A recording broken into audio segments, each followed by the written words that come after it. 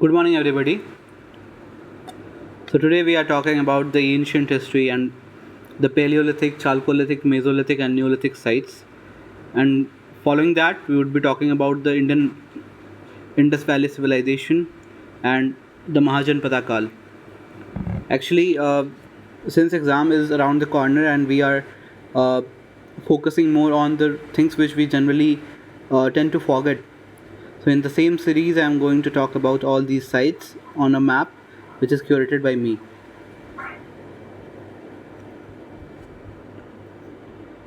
सो सबसे पहले हमें महाराष्ट्र में हमें पहली ह्यूमन हैबिटेट मिली थी.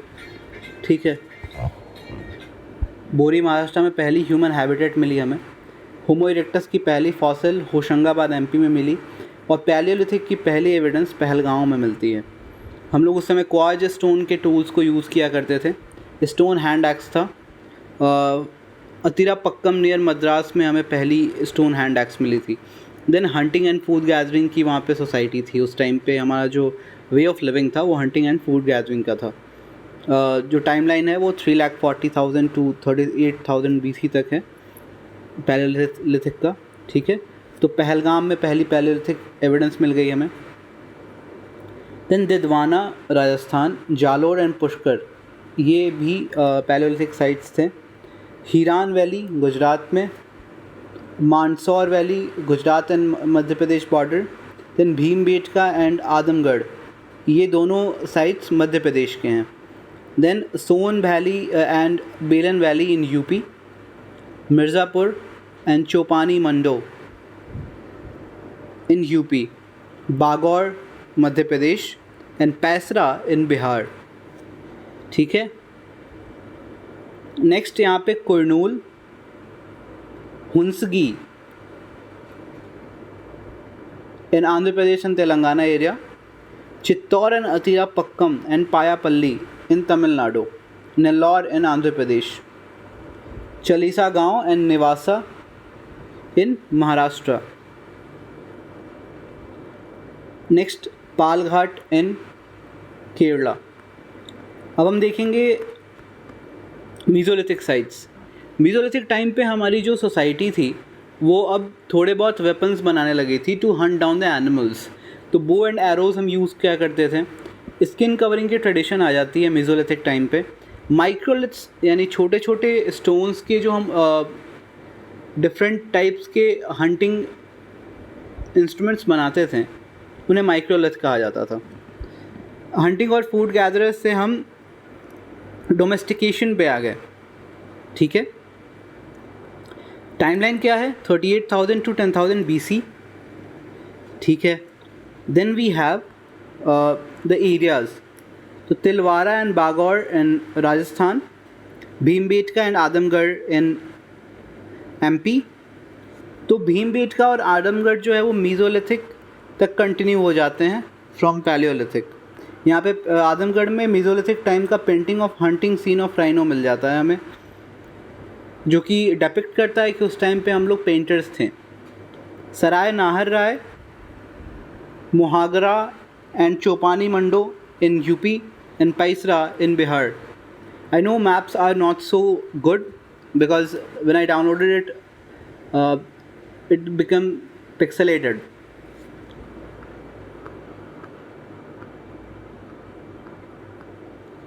Then we have Neolithic sites.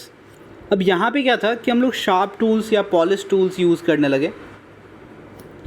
Wheel made pottery पहली बार यहाँ पे आती है. नियोलिथिक के पास कोई खासा नॉलेज नहीं थी, ये सिरामिक कल्चर था, बट व्हील यहाँ पे अपेयर हो जाता है पहली बार. सेटल्ड विलेज लाइफ स्टार्ट हो जाती है. व्हील ट्रांसपोर्ट के लिए यूज़ किया जाता था.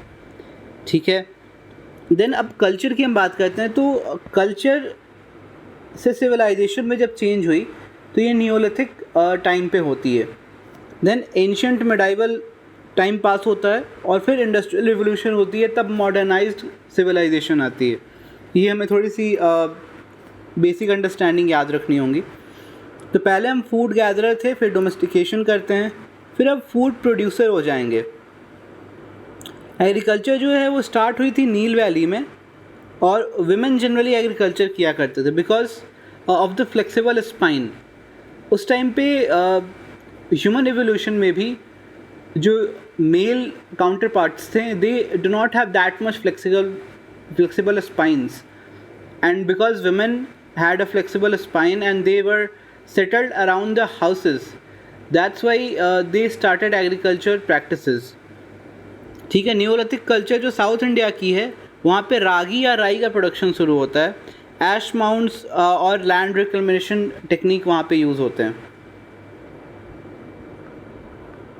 यहाँ पे कुछ चीज़ें और है कि मेहरगढ़ जो इलाका है पाकिस्तान में अभी पड़ता है, वहाँ पे वो बलूचिस्तान एरिया में है और ये सबसे लंबे वक्त तक रहने वाला एक साइट है. इसमें ये चैल्कोलिथिक तक यहाँ पे डेवलपमेंट्स होते रहेंगे. यहाँ पे सबसे पहले ब्रेड बास्केट इसलिए कहा जाता था क्योंकि यहाँ पे डिफरेंट फूड ग्रेन्स को ग्रो करना शुरू किया लोगों ने. यहाँ पे 4 विलेजेस हैं, नल, कुली, क्वेटा एंड जोब. ये चाल्कोलिथिक तक एग्जिस्ट करेंगे और एग्रीकल्चर मेहरगढ़ से ही स्टार्ट होती है. Timeline 10,000 to 4,500 BC. ठीक है, अब हम देखेंगे कि बुर्ज़होम एक इलाका है, बुर्ज़होम, वहाँ पे पिट बरियल सिस्टम मिलता है. गुफक्राल, ये भी कश्मीर की है, ये पॉटर्स केव होती है. एनिमल बोन और ह्यूमन बोन के टूल्स बनाए जाते हैं यहाँ पे गुफक्राल में. देन महागरा एंड कोल्डीवा, ये जो प्लेसेस हैं ये यूपी में हैं.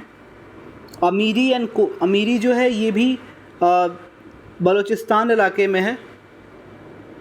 पांडू राजा डाबी, ये वेस्ट बंगाल इलाके में था. यहाँ पे एग्रीकल्चर होती है बिना डोमेस्टिकेशन के, यानी एनिमल डोमेस्टिकेट हम यहाँ पे नहीं कर रहे होते हैं. महागरा में इंडिया में पहली प्लेस है जहाँ पे राइस कल्टीवेशन हो रही है. चौपानी मंडो यूपी में है, यहाँ पे हैंडमेड और व्हील मेड पॉटरी पहली साइट थी ये पॉटरी के लिए, जहाँ से पता चला. चिरांद में जो कि सारण बिहार में है, ये यहाँ पे ह्यूमन बोन का मिलना शुरू हुआ. ह्यूमन बोन से हम टूल्स जो बना रहे थे वो हमें मिली चिरांद में. देन नागार्जुन कोंडा आंध्र प्रदेश इलाके में, पायमपल्ली तमिलनाडु में.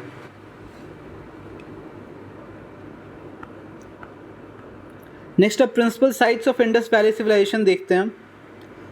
पहले बता दें कि 1400 साइट्स हैं इंडस वैली सिविलाइजेशन की, जिसमें से 925 इंडिया में है एंड 475 जो है पाकिस्तान में है. जो 5 लार्जेस्ट सिटी हैं वो है Rakhigarhi, Mohenjodaro, Harappa, then Ganeri and then Dholavira. Bhirrana जो है वो ओल्डेस्ट इलाका है.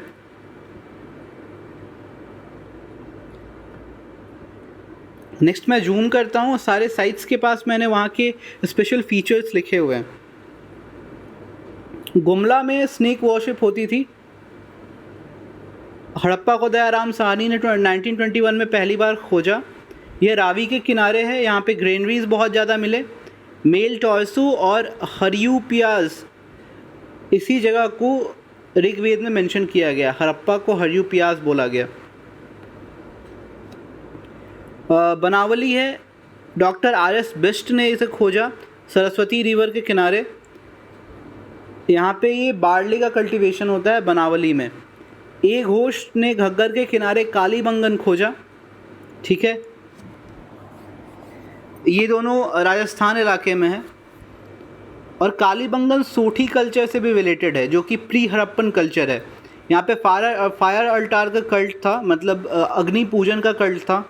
इंस्टेड मदर गॉडेस, यहाँ पे मदर गॉडेस की जगह पे अग्नि पूजन हुआ करती थी. यहाँ पे कैमल स्केलेटन मिला है, सिस्ट बरियल मिला है, ब्रिक चैम्बर बरियल मिला है. अब ईंटे की एक रूम बना के उसके अंदर लोगों को दफनाया जाता था, या फिर सिस्ट के अंदर लोगों को दफनाया जाता था. अब यहाँ पे कैमल स्केलेटन इसलिए मिला है because it's a Thar place, it's a desert place.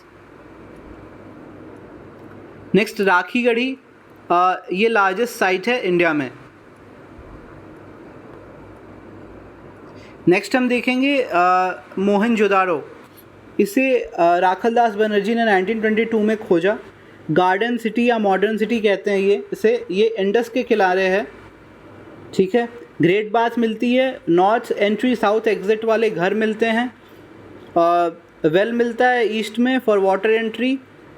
Assemblies मिलते हैं यहाँ पे, ग्रैंडरी मिलता है, ग्रेट बाथ टब मिलता है, पशुपति, टाइगर, राइनो, एलिफेंट और बुल, ये चारों तरफ इनके बैठे हुए सील मिलते हैं। हॉर्स का सील मिलता है, डांसिंग गर्ल मिलता है, प्रीस्ट मिलते हैं, दाढ़ी वाले बाबा हमारे, स्केल 7 फीट का स्केल मिलता है हमें। और उसके अलावा यहाँ पे 7-8 बार फ्लड आई है, क्योंकि जब जब फ्लड आई है उसने एक लेयर के थ्रू लोगों को दफन कर दिया है। तो 7 लेयर्स मिले हैं यहाँ पे मोहनजोदारो में हमें, कि कितनी बार फ्लड आई है उस तरीके से हम काउंट कर सकते हैं वर्टिकल एक्सकेवेशन के थ्रू। नेक्स्ट हम छन्नूदारो देखेंगे। एनजी मजूमदार ने 1931 में ढूंढा इसे। यहाँ पे सैनिटेशन नहीं थी, लैंकशायर कॉटन मिल था यहाँ पे, स्टोन कंस्ट्रक्शन थी। यहाँ पे सिटाडेल नहीं है, छन्नूदारो में सिटाडेल नहीं है। इंक पॉट मिला है, यहाँ पे 3 बार फ्लड आई थी। और शिवा डांसर यहाँ पे उनकी मूर्ति मिली है। अलादिनो स्मॉलेस्ट आईवीसी है, ये कराची के पास है। नेक्स्ट हम देखेंगे सुरको ताड़ा। ये सुरको ताड़ा, धोलावीरा, रंगपुर, लोथल, ये सारी चीज़ें गुजरात में हैं। सुरको ताड़ा भोगावती रिवर के पास है, जगतपति जोशी ने इसे खोजा था। यहाँ पे ट्रेड होती थी, हॉर्स का स्केलेटन मिला है यहाँ पे। धोलावीरा में जगतपति जोशी और राखलदास RS बिस्ट ने मिलकर धोलावीरा खोजा 1991-1992 में। ये सबसे ज़्यादा रीसेंट है। कच्छ में मिलता है हमें, इंडोर स्टेडियम यहाँ पे मिली है, सर्कुलर शेप सिटी मिली है, सिटाडेल नहीं है यहाँ पे भी। लॉन्गेस्ट इंस्क्रिप्शन मिली है 10 पिक्टोग्राफ की। रंगपुर को MS वत्स ने खोजा। ये लोथल की तरह ये साइट है जहाँ पे राइस की हस्क मिलती है। अब लोथल देखते हैं हम। लोथल भी भोगावती रिवर के किनारे हैं। मरीन आर्कोलॉजिस्ट SR राव ने इसे ढूंढा।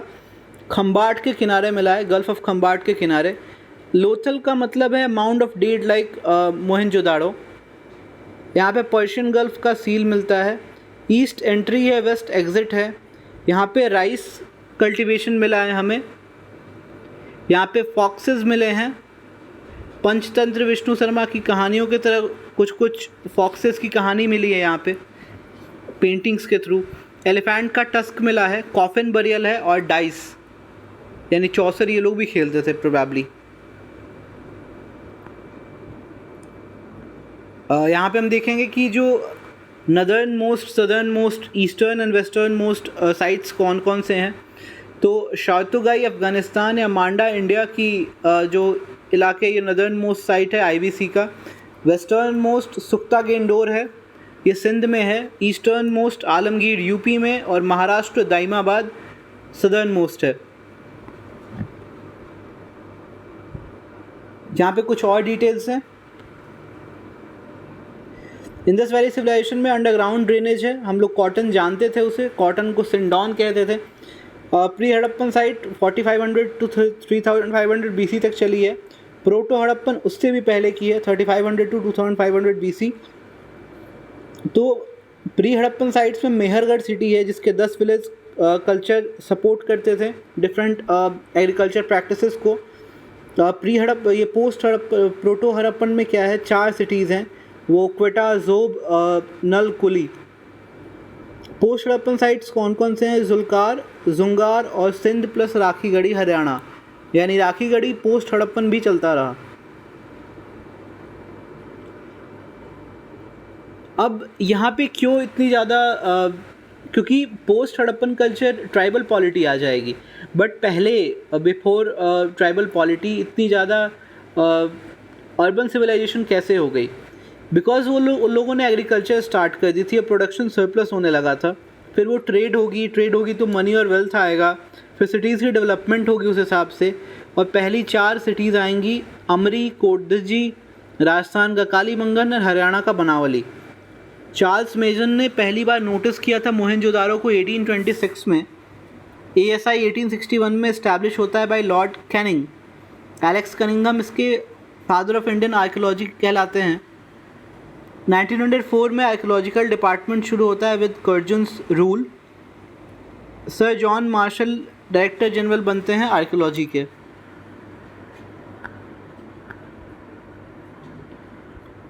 नेक्स्ट हम देखेंगे चालकोलिथिक एज, जिसके अंतर्गत जो हड़प्पन सिविलाइजेशन है वो आती है। चालकोलिथिक एज में क्या है, 4500 BC से 2500 BC तक रहता है ये। मैन का पहला मेटल कॉपर होता है प्लस स्टोन। अब चालकोलिथिक मतलब ब्रॉन्ज एज है, लेकिन पहली बार हम कॉपर और साथ में स्टोन यूज़ करना शुरू करते हैं। इस टाइम पे बहुत सारे जो मतलब अर्ली चालकोलिथिक एज के जो साइट्स हैं वो बहुत ज़्यादा रूरल रहते हैं, एक्सेप्ट डायमाबाद एंड इनाम गाँव ऑफ महाराष्ट्र, जहाँ पे बहुत सारे अर्बन डेवलपमेंट्स होते हैं। ठीक है, यहाँ पे क्या है कि नॉर्थ वेस्ट में सोठी और कालीबंगन इलाका था जो कि अर्ली चालकोलिथिक पीरियड का था। नॉर्थ ईस्ट में गणेश्वर एंड साउथ ईस्ट में बनास में आहार और गिलुंड, यहाँ पे कॉपर मेल्टिंग साइट्स थे। सिंध में अमरी एंड कोट दज्जी, यहाँ पे हम्प्ड का सील मिला है। राजस्थान में सोथी कल्चर था। गणेश्वर वहाँ पे टूल्स देता था कॉपर का, वो IVC तक यानी इंडस वैली सिविलाइजेशन तक कॉपर के टूल्स पहुँचाता था। बनास में आहर, तंबावती और गिलुंड इलाके हैं। MP में क्या है, नौदा टोली, यहाँ पे सारे फूड ग्रेन मिले हैं आपको। ईरान में पॉटरी ऑफ मालवा मिला है, ये बेस्ट पॉटरी हुआ करती थी। गुजरात में प्रभास है। महाराष्ट्र में सवलदाह कल्चर है, जोरवे कल्चर है, इनामगांव और डायमाबाद कल्चर है। ये लार्जेस्ट साइट थी चालकोलिथिक एज की। यूपी में अतरंजी खेड़ा है, यहाँ पे OCP ऑस्ट्रे कलर्ड पोट्री मिली थी, ऐश कलर की।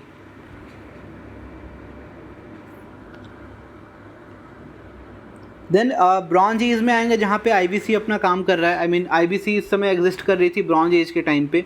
चालकोलिथिक से IVC की शुरुआत मानी जाती है अराउंड 2500 BC से, बट वो लेट चालकोलिथिक पीरियड है। जब ब्रॉन्ज एज हम मानते हैं उस टाइम पे IVC की शुरुआत हो जाएगी। ये 2500 से लेकर 1750 BC तक होता है। IVC इस समय पीक पे थी। यहाँ पे कॉपर और टिन मिला के हम लोगों ने ब्रॉन्ज बनाना शुरू किया। और आयरन एज जो है वो 1000 BC ऑनवर्ड्स है, जब हमें आयरन का पता चला, और यही iron would be responsible for consolidation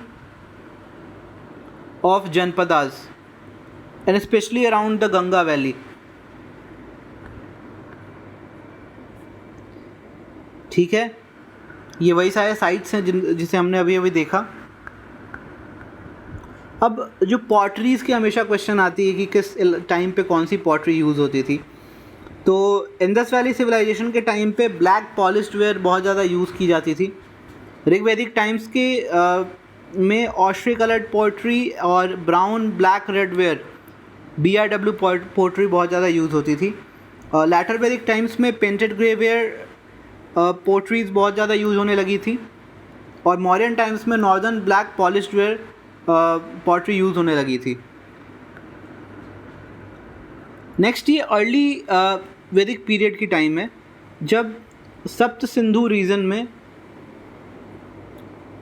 tribal polity develop हो रही है, क्योंकि 1750 टू ऑलमोस्ट 1000 BC हमें खासा कुछ पता था नहीं, और ना ही आज तक पता चल पाया है हिस्ट्री में, बिकॉज वो डार्क एज कहलाता है। उसके बाद देर आर थ्योरीज़ कि ये सारे जो आर्यंस जो आए, इंडो आर्यंस, ये फ्रॉम एशिया माइनर, टर्की के थ्रू आए। डिफरेंट साइंटिस्ट मानते हैं कि टर्की के थ्रू इनका आना हुआ बिकॉज ऑफ बोगास्कोई इंस्क्रिप्शन जो टर्की में है, एशिया माइनर में जो मिली है वहाँ पे, वो बताती है कि ये लोग वाया टर्की इंडिया में आते हैं। लेकिन बहुत सारी थियोरी ऐसी भी हैं कि इंडिया में ही इनका ग्रोथ हुआ।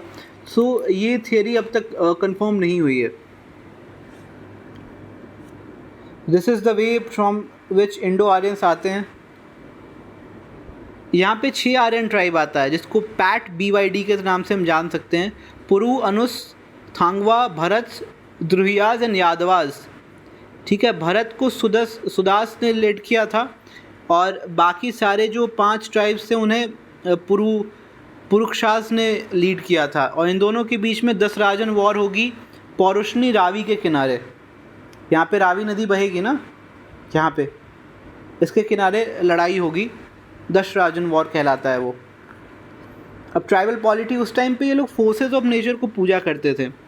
सेलेस्ट्रियल में इंद्र देवता थे जिनके ऊपर 250 हाइम्स जो है वो उनको डेडिकेटेड है ऋग्वेद में। एरियल वरुण थे जिन्हें वीतस से गोपा कहते थे हम लोग, क्योंकि वो दुनिया की रीत चला रहे होते थे। टेरेस्ट्रियल रुद्र थे जो शिव का प्रोटो शिवा हैं वो।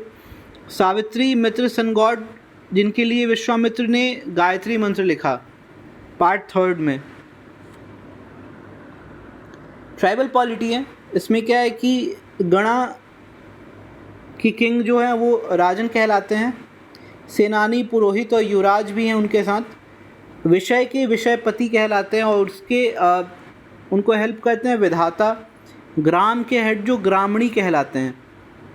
सभा जो है वो एल्डर्स की है, एल्डर्स की कमिटी है सभा, जिसको कुलपति हेड कर रहे होते हैं, और ये एडवाइजरी कमिटी है एक तरीके की।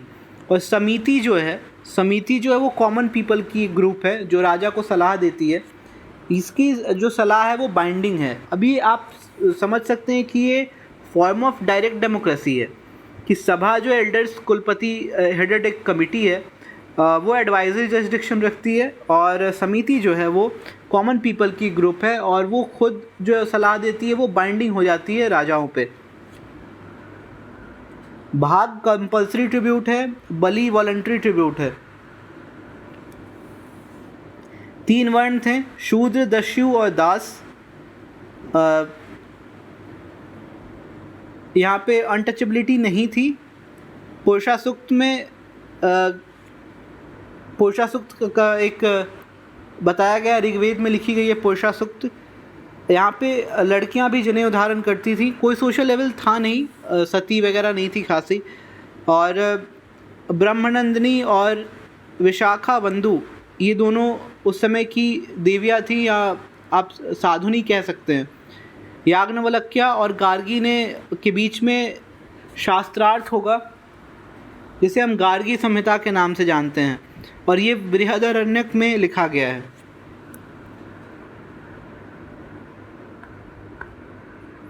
कुछ और जो इन्फॉर्मेशन है इस टाइम के हम देखते हैं। पहले जो जनपदा काल था वो सप्त सिंधु रीजन में थे, गंगा यमुना द्वाब में बाद में आते हैं महाजनपद काल के टाइम पे। पहले के ट्राइब्स कौन थे? कुरु, विदेह, काशी, मगध, अंग और पांचाल। जन से अब जनपदा होगा इन महाजनपदा काल। 4 तरीके की उस समय पे यज्ञ किए जाते थे, राजसूय, अश्वमेध, वाजपेय और नरमेध। यहाँ पे राजसूय में राजा ओपन चैलेंज देगा कि कोई भी आके मेरे से लड़ाई करे, और अगर वो जीतेगा तो राजन कहलाएगा। अश्वमेघ में क्या होता था कि हॉर्स, किसी भी किंगडम की horse with the flag of that kingdom वो रन करेगी, और किसी ने अगर रोका तो राजा उससे लड़ाई करके जीतेगा एंड देन सम्राट कहलाएगा। वाजपेयी में रथ की दौड़ होती थी, और जिसने भी रथ रोका अगर राजा ने उसे हरा दिया तो वो विराट कहलाएगा। और नरमेध में क्या है कि कोई इंसान जो वॉलंटरली राजा के प्रेज में अपनी जान त्यागने को तैयार हो या सैक्रिफाइस करे, तो नरमेध किसी इंसान को मारने की यज्ञ थी ये। और इसमें इसे जीतने के बाद राजा एक रट कहलाता है। ब्यूरोक्रेसी क्या है? यहाँ पे अक्षवप था जो गैम्बलिंग था, गैम्बलिंग हाउस का सुपरिटेंडेंट था। गोविकर्तन था, वो बॉडीगार्ड था। शतारी चैम्बरलेन है। सुत रॉयल बार्ड है, जैसे हम लोग हर बार संस्कृत में पढ़ते हैं ना, सूत उवाच, ये रॉयल बार्ड है, जैसे संजय हुआ करते थे धृतराष्ट्र के लिए। कोई परमानेंट स्टैंडिंग आर्मी नहीं थी उस टाइम तक। भगदुग्गा और बलि साधक ये दोनों टैक्स कलेक्टर्स थे। 4 वर्ण जावल उपनिषद में बताया गया है। ब्राह्मण ही केवल गायत्री मंत्र पढ़ सकते थे। क्षत्रिय वैश्य उपनयन होता था उनका, लेकिन वो गायत्री मंत्र नहीं पढ़ पाते थे। गोत्र आ जाता है पोस्ट वैदिक पीरियड में। अनुलोम से उत्पन्न हुआ बच्चा व्रात्य कहलाता है, मतलब ऊंची जाति का अगर कोई इंसान था जो नीची जाति की औरत से विवाह करता है तो उसे अनुलोम विवाह कहते हैं, और वो उससे उत्पन्न शिशु को व्रात्य कहते हैं। प्रतिलोम मैरिज क्या है कि जब ऊंचे कुल की वधू अगर नीचे कुल के किसी वर से विवाह कर लेती है तो उसे प्रतिलोम मैरिज कहते हैं, और उससे उत्पन्न शिशु चांडाल कहलाता है। अंत्यज्य यहाँ पे लोग फिल्थ धोने के लिए आया करते थे, मतलब अपने पाप धोने के लिए आया करते थे। निषाद क्या है, वो टेम्पल एंट्री उसकी बैन थी। नियोग क्या है, लेविरेट है। यहाँ पे generally it's a type of marrying your husband's brother, ये उस टाइम पे नियोग चलता था। आयरन पे शूद्र डिपेंडेंट थे, इसलिए वो लोग एग्रीकल्चर में बहुत ज़्यादा आगे आ जाएंगे। कुशाडा लेंडर था, कुशीडिन बोरोवर था। श्रेणी जो है गिल्ड्स हुआ करते थे जो वहाँ पे ट्रेड करते थे। क्राफ्टमैन को जेस्टक कहते थे। निलोहिता कहते थे पेंटेड ग्रेवेयर को। निलोहिता एक तरीके का पॉटरी हुआ करता था।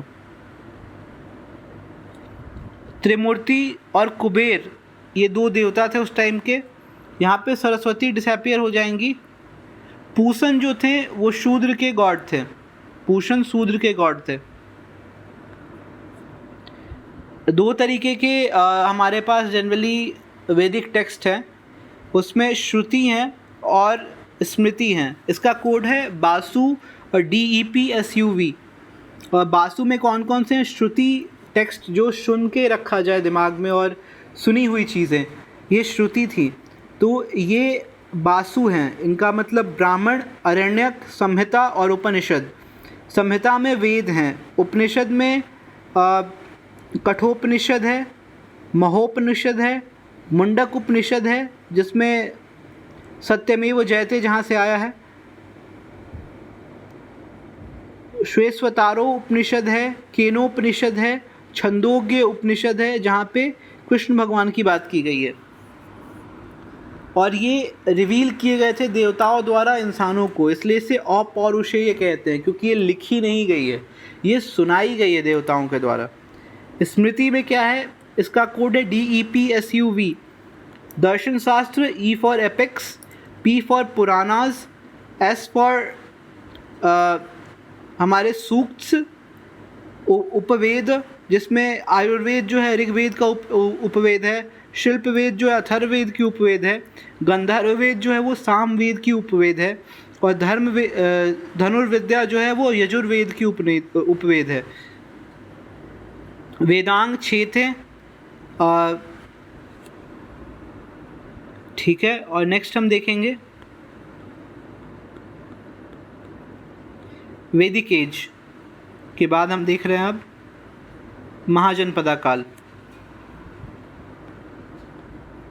तक्षशिला में कांधार इंस्क्रिप्शन मिलेगा, ग्रीक और अरामाइक स्टाइल में यूज़ होती है। तो वेस्टर्न पार्ट है वहाँ पे अरामाइक और ग्रीक लैंग्वेजेस यूज़ हुई हैं जनरली अशोकन इंस्क्रिप्शन में।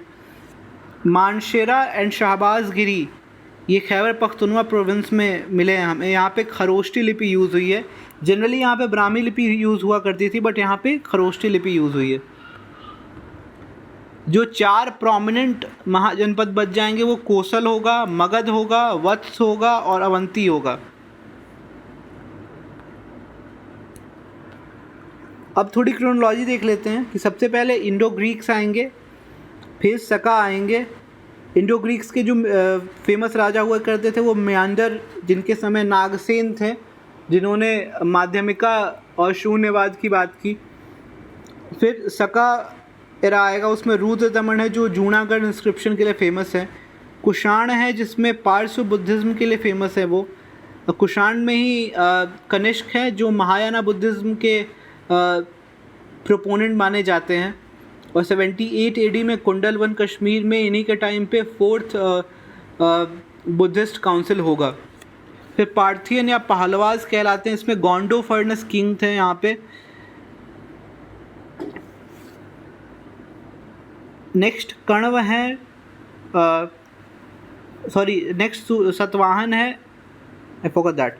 नेक्स्ट कण्व है, वासुदेव। फिर शुंग डायनेस्टी है, फिर चेदी डायनेस्टी है महामेघवर्मन, फिर सतवाहना डायनेस्टी है जो महायाना बुद्धिज्म को फॉलो करती थी।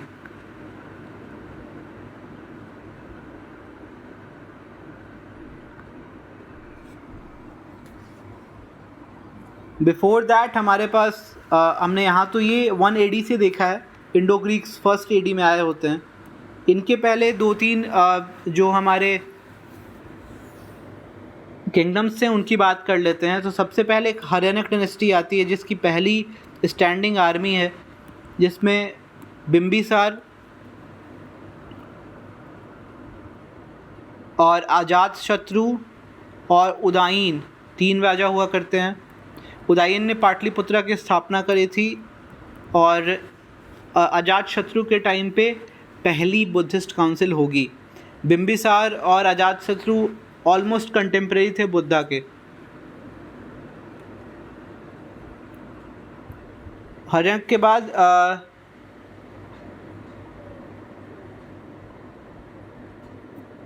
हमारे पास यहाँ पे एक किंगडम और आती है। देन हमारे पास आते हैं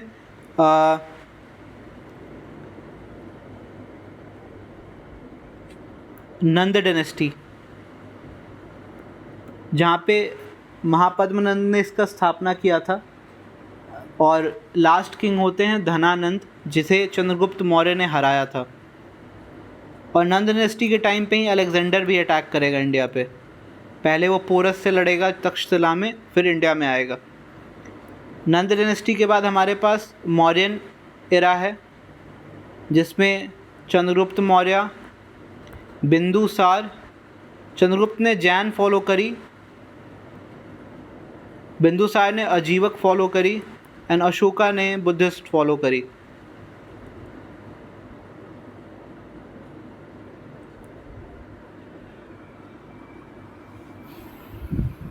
फिर शिशुनाग वंश आएगा यहाँ पे, जो इन्हें हराएगा।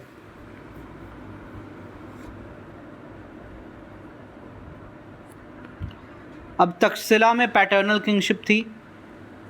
रुक्मिणी इंस्क्रिप्शन है वो वहाँ पे लैंड ग्रांट्स टू बुद्धिज्म के लिए फेमस है। ताम्रलिप्ति यहाँ पे नागा ने लूट लिया था शिप मौर्यन किंगडम अशोक का, इसलिए इन्होंने यहाँ पे कलिंगा वॉर किया 261 BC में। जूनागढ़ इंस्क्रिप्शन है शक रूलर रुद्रमण का, जहाँ पे चंद्रगुप्त ने कॉन्कर किया था सौराष्ट्र में और अपॉइंट किया था पुष्यगुप्त ने। उन्होंने as a governor Sudarshan lake बनाया था पुष्यगुप्त ने।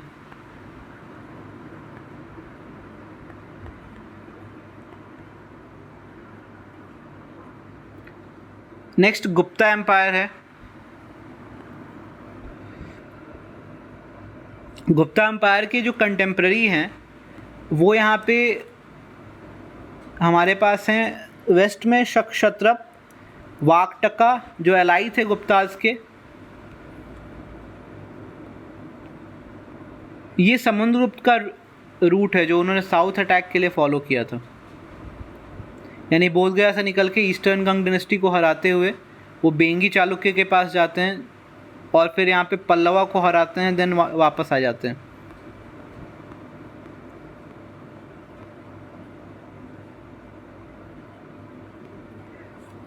गुप्ता डायनेस्टी ने दशावतार टेम्पल देवघर में बनाया, पार्वती टेम्पल नचना कोठारा में, विष्णु टेम्पल भितरगांव में और राजवाराह टेम्पल इन उदयगिरी केव्स। अब गुप्ता के टाइम पे ही यहाँ से जब समुद्रगुप्त लौट जाते हैं उसी टाइम पे संगम चोलास का उदय होता है। उस टाइम पे 1st सेंचुरी AD के आसपास देख लेते हैं उनके बारे में भी हम। चेरा जो है वो केरला एरियाज़ में मिलते हैं, Chola little bit of Tamil Nadu and southern Andhra Pradesh इलाका, और पांड्या जो है वो सदर्न मोस्ट थे। ठीक है, यहाँ पे जो सिंबल्स हैं उनके बो एंड एरो था चेरा का, शेर था चोला का एंड फिशेस थे पांड्या के। यहाँ पे खरकाई और सेल्योर पोर्ट था इनका। इनकी जो कैपिटल थी मदुरई और कामाटापुरा थी पांड्या की। अब चोला की कैपिटल देखेंगे वंजी और करूर इनकी कैपिटल थी। पोनानी और मुजिरिस इनका पोर्ट था। अरिका मेडू चोला का कैपिटल है, और कावेरी पट्टनम या पूहर बुलाते हैं हम इसे, ये उनका कैपिटल है। उरायूर भी वहाँ की फेमस सिटी हुआ करती थी।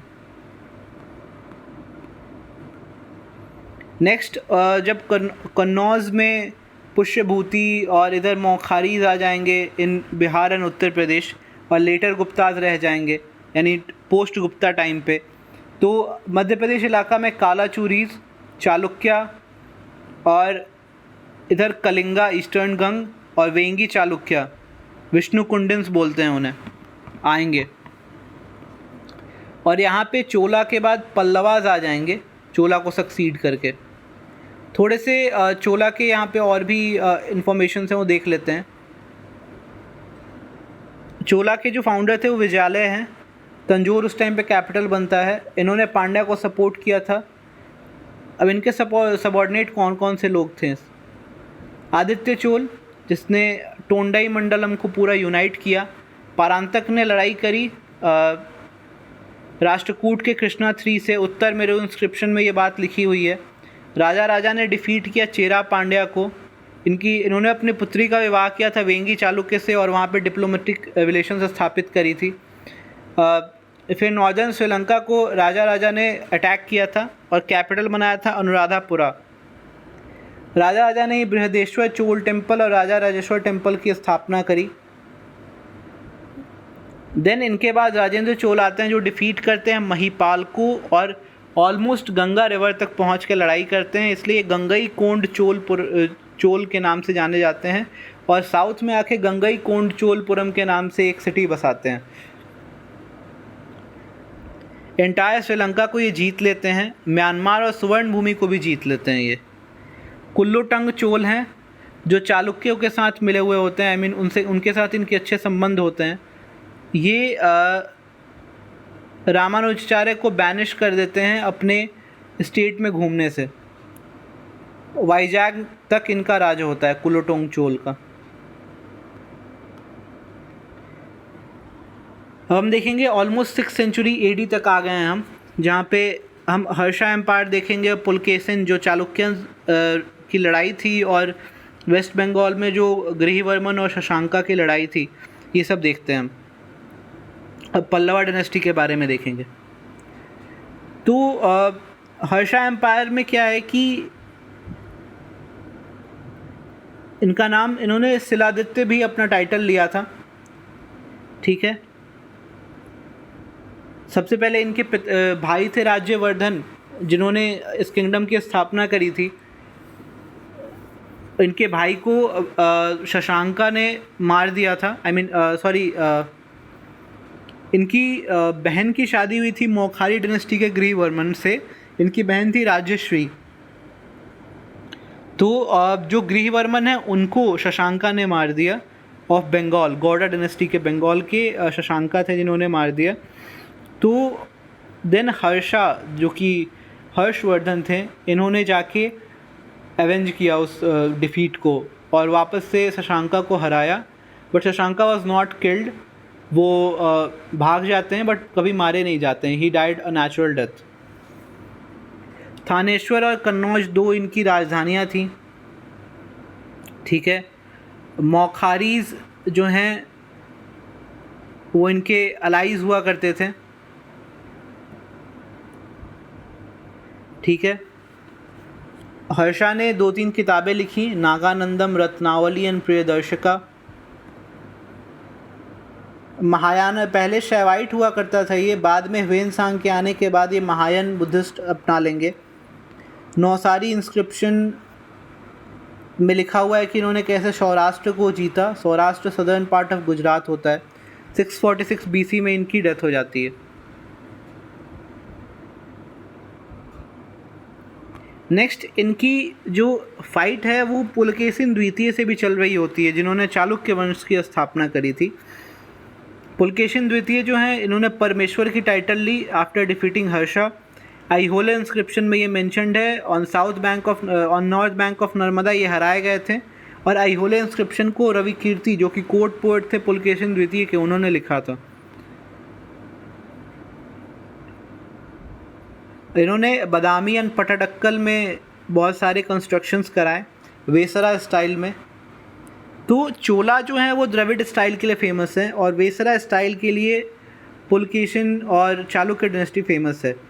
पापनाथ विरूपाक्ष टेम्पल इन्होंने बनाई है, बादामी या वतापी कहते हैं उस इलाके को। इनको सक्सीड किया राष्ट्रकूट ने, जो कि बाद में ट्राईपार्टाइट स्ट्रगल में पार्ट लेंगे अलॉन्ग विथ पाला एंड गुर्जर प्रतिहारास, जो हम मेडाइवल हिस्ट्री में देखेंगे। पुलकेशिन द्वितीय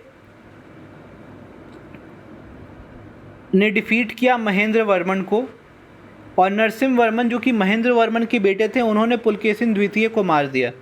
ठीक है, तो पहले ऐसे चल रही है ये थियरी।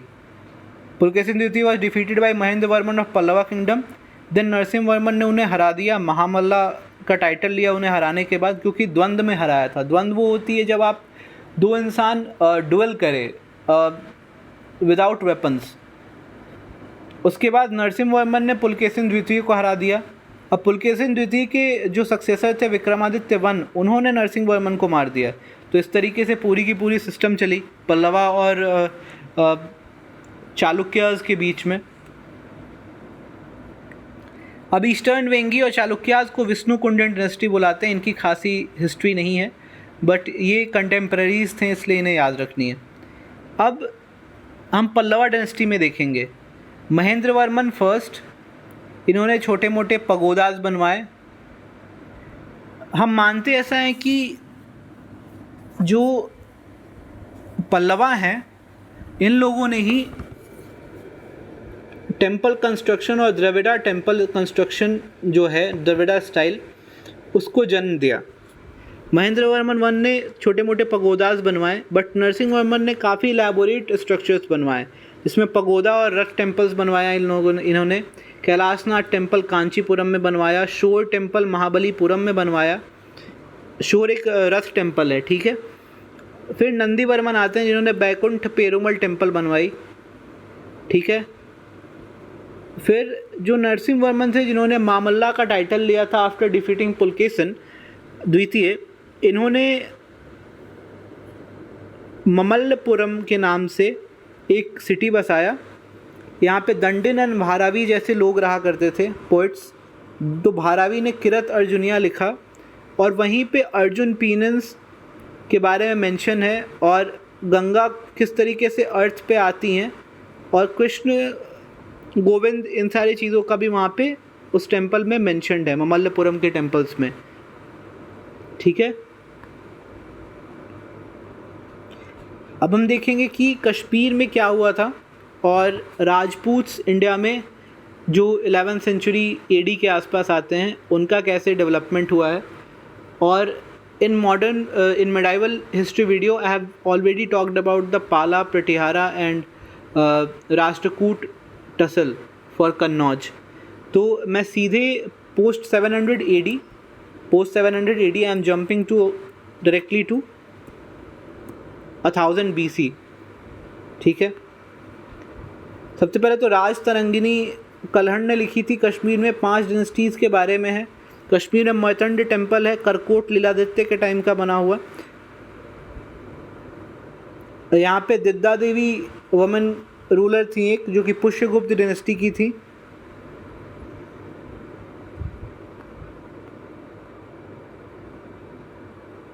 अब हम यहाँ पे देखेंगे कि गुर्जर प्रतिहार की टसल कैसे होती है राष्ट्रकूट और पालास के साथ, और फिर डिफरेंट राजपूत किंगडम्स कैसे जन्म लेते हैं post disintegration of Gurjara Pratihara kingdom.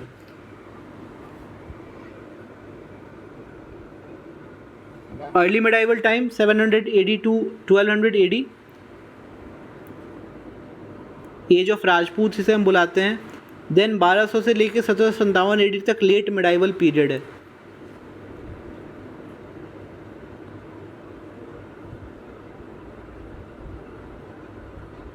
चलिए देखते हैं हम गुर्जर प्रतिहार के बारे में।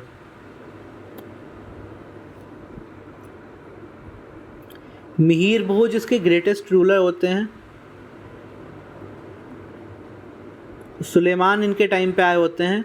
बिन्नाल और जोधपुर में इनकी कैपिटल है। ठीक है, नेक्स्ट, राष्ट्रकूट में दंती दुर्गा इसके फाउंडर हुआ करते हैं। एलिचपुरम में इनकी कैपिटल हुआ करती थी। इन्होंने Dashavatar temple, Kailashnath temple, Krishna one ने बनवाया एलोरा में। ध्रुवा और गोविंद ट्राईपार्टाइट स्ट्रगल में पार्ट लेते हैं। अमोघ वर्ष जो होते हैं वो जैन धर्म अपना लेते हैं।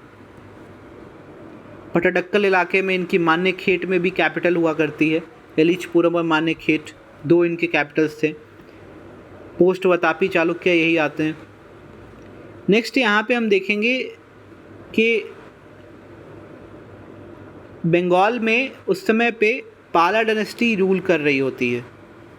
तो पहले पाल डायनेस्टी आती है, फिर सेन डायनेस्टी आती है, फिर कण्व डायनेस्टी आती है वहाँ पे।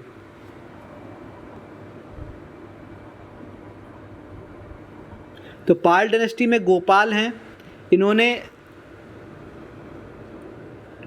ओदंतपुरी यूनिवर्सिटी की स्थापना करी थी। धर्मपाल ने विक्रमशिला यूनिवर्सिटी की स्थापना करी थी और नालंदा की कुमार गुप्त ने इस्टेब्लिश करी थी, जो कि लैटर गुप्ताज में आते हैं। और धर्मपाल लगभग सारी नॉर्थ के पार्ट को जीत चुके होते हैं। एक बार इन्होंने कन्नौज पे भी अपनी आधिपत्य स्थापित करी थी, इसलिए उत्तर पथ स्वामिन के नाम से जाने जाते हैं। फिर देवपाल आते हैं, फिर महीपाल हैं। Mahipal was defeated bye Rajendra Chola और इसलिए वो जाके गंगई कोंड चोलपुरम बनाते हैं साउथ में। देन सेन डायनेस्टी आती है। It was chosen king, not because ये इन लोगों ने कहीं से जीता था साम्राज्य से, बट ये लोग चोजन थे क्योंकि बहुत ही बुद्धिजीवी वर्ग हुआ करता था सेन डायनेस्टी। तो सामंत के रूप में ये आते हैं। लक्ष्मण दावा और जयदेव जैसे लोग होते हैं। ये बख्तियार खिलजी के टाइम पे लक्ष्मण सेन भाग जाएंगे। बख्तियार खिलजी का जब अटैक होगा 12th सेंचुरी एडी के टाइम पे, तब यानी 800 एडी के आसपास पाला किंगडम चल रहा होता है। एंड देन 1100-1200 एडी में सेन डायनेस्टी आ जाती है वहाँ पे। गंग डायनेस्टी है, काकतीय डायनेस्टी है। यहाँ पे नरसिम्हदेव है जिन्होंने कोणार्क की स्थापना करी। अनंत चोड़ गंगादेव हैं जिन्होंने पूरी जगन्नाथ की स्थापना करी। जजाति केसरी ने लिंगराज टेम्पल का वहाँ पे स्थापना करा। इनके बारे में इतनी ही जाननी है हमें। अब देखिए 2-3 थियरीज़ हैं ऑफ डेवलपमेंट ऑफ राजपूत्स। ऐसा माना जाता है कि मतलब जो चंद्रबरदाई की किताब है पृथ्वीराज रासो, उसमें ऐसा लिखा गया है कि जो चौहान्स हैं या राजपूत्स हैं, इनका उद्गम स्थान माउंट आबू है। ठीक है, माउंट आबू में एक फायर ऑल्टर से, जो कि ब्रह्मा जी ने लगाई थी, उससे ये राजपूत की जन्म होते हैं। और यहाँ पे 5 तरीके के राजपूत जन्म लेते हैं: प्रतिहार, सोलंकी, चौहान और परमार। अब देखेंगे हम चौहान्स हैं। सिम्हाराज इसके फाउंडर थे। अजय राज अजमेर को बनाते हैं। पृथ्वीराज ने राय पिथौड़ा की टाइटल ली। गहडलवाज ये जयचंद हैं जिन्होंने मोहम्मद गोरी की हेल्प की। चंदावर, बैटल ऑफ चंदावर में बाद में गोरी ने इन्हें हरा दिया। तोमर्स जो हैं वो धिल्लिका में यानी दिल्ली में ये अपने राज्य चला रहे होते हैं। अनंगपाल इसके फेमस किंग होते हैं, जो कि नाना होते हैं पृथ्वीराज चौहान के। और 1060 एडी में लेक बनवाते हैं। अनंग लेक अभी भी कहा जाता है। वो लेक अभी भी एग्जिस्ट करती है इंडिया में। देन वी हैव चंडेलाज और बुंदेलखंड। इन्होंने घोरी से अपनी टेरिटरी को डिफेंड किया था। इन्होंने प्रतिहार किंग राज्यपाल को मार दिया था। बस इतनी ही याद रखनी है। और चंडेला ने खजुराहो टेम्पल बनवाया है इन मध्य प्रदेश।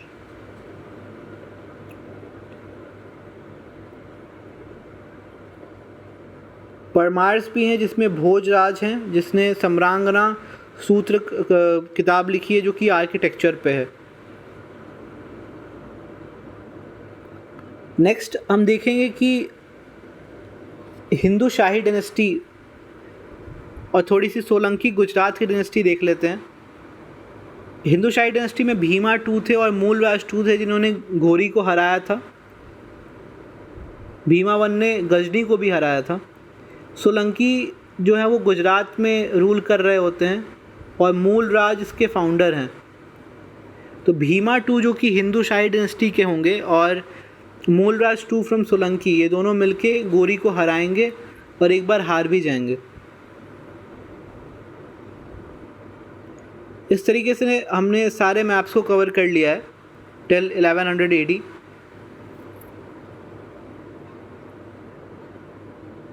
नेक्स्ट हम लोग आज देखेंगे थोड़ी सी और जो छोटी छोटी चीज़ें रह गई हैं इन एंशिएंट इंडिया, वो हम कवर करेंगे in next video. Thank you.